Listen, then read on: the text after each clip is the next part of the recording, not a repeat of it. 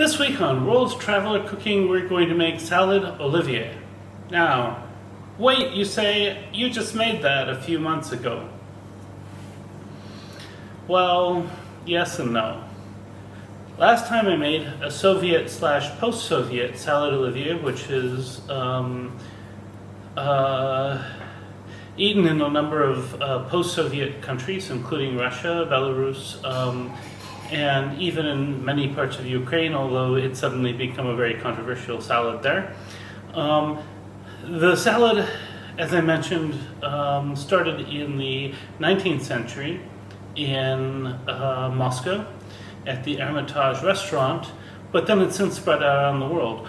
None of the variants in other countries, though, comes or is as deeply naturalized as the Iranian version, which is what we're going to make today. Salad Olivier. It's spelled differently when they transliterate it back into Latin letters, but obviously due to the fact that most Iranians do not eat pork, this salad is just a little different, and I think it pays tribute to the original version in a different way than the post-Soviet version. So, this is a delicious salad, and I'm really excited to make it for you today. Now, for the main ingredients, for the protein, we're going to use chicken breast. It definitely has to be chicken breast because we're going to shred it. Okay. Of course, we're going to use potatoes and eggs. Since these are small eggs, I'm using 4 of them instead of 3. I have carrots, peas, and pickles. Now these are cornichons because that's what I could get at the grocery store here in Indonesia. Pictures that I've seen in some Persian recipe sites do suggest that some people use them. But as far as I can tell, people seem to use whatever kind of pickles they can get their hands on, but they do need to be sour pickles, so avoid sweet pickles. Normally you would use bay leaf. I don't have that here, so I'm using dal and salam. Since you can substitute bay leaf for dal and salam, I'm also going the reverse. We have some lime juice. I mentioned peas. Normally, it's probably better to use frozen peas if you have them, but I can't get them, so I'm using canned peas. Mayonnaise, salt, pepper. Some people add a little bit of olive oil also. So, those are our basic ingredients. We're going to get started. So, you can see I've added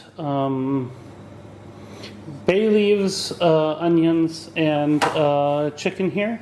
And I'm just going to cover it with some salted water, and I'm going to simmer it until it's completely done. I'm going to do the same with the potatoes, eggs, and carrots. And I'm basically going to cook the eggs for, once they've been boiling for maybe 8 minutes or so, I'll take them out. Don't need to overly overcook the eggs, but we're going to boil the potatoes until they're fork tender. So while we're waiting for this to cook, I just kind of want to go over a little bit of the variation that I've found in recipes as I've looked through this. Now, salad Olivier seems like it's more of a concept than a recipe, so you should feel comfortable taking the overall concepts once you're reasonably familiar with Persian food and playing around with them however you like. Some people add green onions, some people don't, some people add mushrooms, some people don't. You'll notice I'm boiling the chicken with onions and bay leaves. Some people saute the chicken in olive oil before shredding. But the major constants are the shredded chicken, peas, carrots, potatoes, eggs, mayonnaise, sometimes some olive oil, sometimes some mustard, sometimes some green onions, salt, pepper, sometimes some lemon or lime juice. And that's what largely defines this particular salad. So I just want to make it clear that there's a massive variety in the recipes that are available for this, and I'll put a bunch of different recipes in the description so you can go through and see not only how I'm making it this time, but also how maybe other people make it differently. So just thought it was worth noting that. I'll be back later in the afternoon after I've cooked everything and let it cool down so that we can actually get to work. So yeah, that's that for this segment. So first we're going to shred the chicken here, and it does need to be pretty finely shredded. So I'm going to shred the chicken. I'll be back as soon as this is done, and then we'll just talk about what to do with the rest of this. We can usually finely dice or shred the rest of the ingredients. I think I'll shred most of them, but I'll be back as soon as this is shredded. So here we have our shredded chicken, and you really want this pretty finely shredded. This is why we use chicken breast for this, so that we can get this nice fine shred. And then I'm going to take the box grater and I'm going to shred the potatoes after I peel them, and the carrots. So as a quick note, when we talk about shredding using a box grater, we mean this. So sometimes there's this fine shredding here. I'm going to use this coarse shredder side here. So here we have the carrots. They're going to go in on top of the chicken. I'm going to do the potatoes next, and then we'll come back for the peas and pickles. And here are the shredded potatoes. They'll go in. Pickles are now chopped. We will add them. And I'm going to add a similar amount of peas. Now, it would look better if they were like frozen peas, but I can't get those here. So I'm just going to add canned peas. I noticed a few recipes seem to leave them out, so you could do that also. So I have the eggs here. You can't really grate them on a box grater. So I'm going to slice them, and then I'm going to mince them. We want to, again, chop them into very small pieces. And here we have our eggs. So I'm going to add them.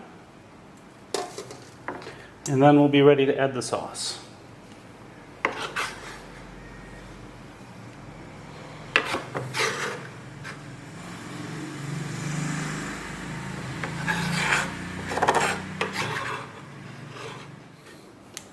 So this is now the beginning of this. We'll now add mayonnaise. And a good rule of measurement is about half a cup. I'm going to start with that much. We'll add more if we need it. Add juice of 1 lime or to taste. And then we'll stir this up and maybe add some salt and pepper.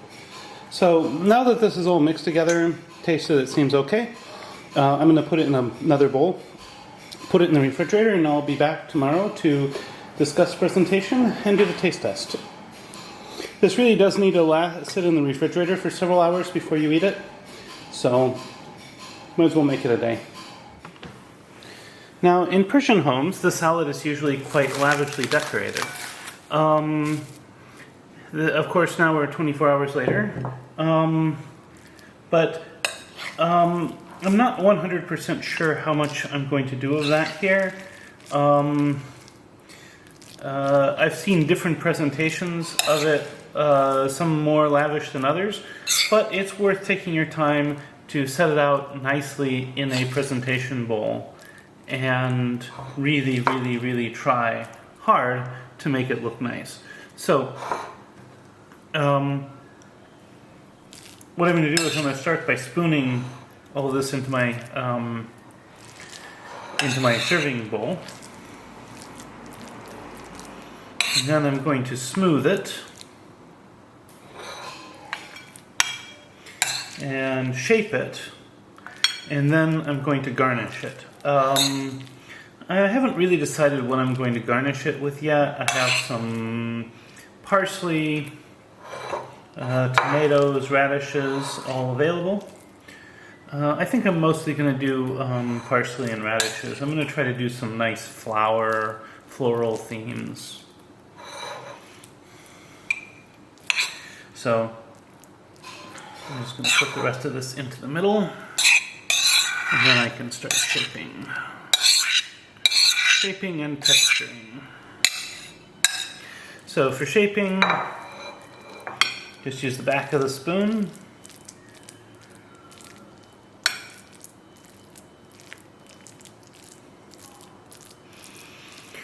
And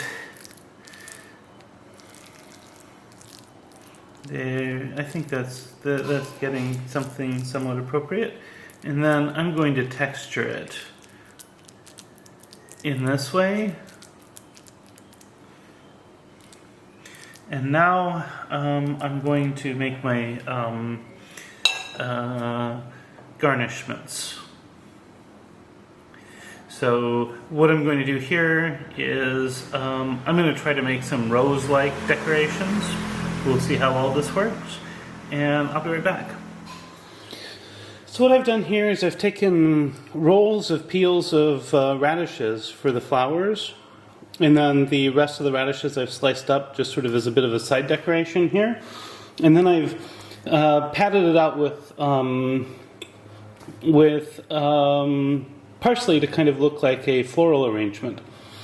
So here we have our salad Olivier, and next up I'll do the taste test. And now for the taste test. I'm going to serve myself enough for a few good bites.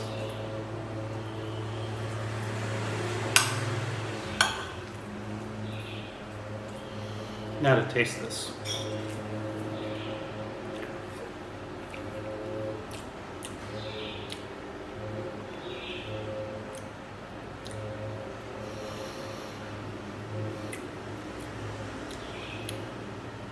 This is amazing. You get sort of the impression initially of sort of a potato salad, but then the other notes come through. You get the freshness from the citrus. You get the pepper. I tasted the black pepper, and everything else. And these aspects just go together so well. It also doesn't have quite the same texture as an American potato salad. It's not gloppy or gloopy. It's actually really, really, really, really good. So I really, really like this. I'm definitely going to make it many times.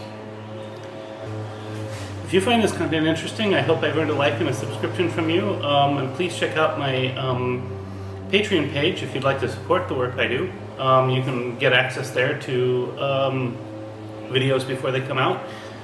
If you make this sort of dish, as I mentioned, there's a lot of variety to it. Love to hear about how you make it differently in the comments. At any rate, bon appetit, and see you next week.